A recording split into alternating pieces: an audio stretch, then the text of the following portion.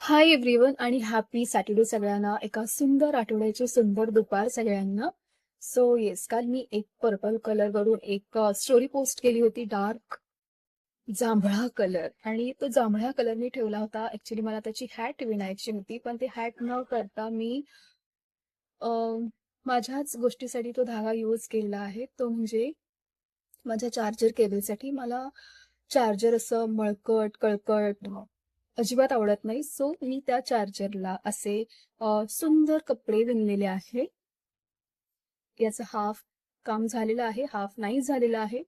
So हे जेवढं झालेलं आहे तेवढं मी ह्याला इथे टक केलेलं आहे पिनेनी.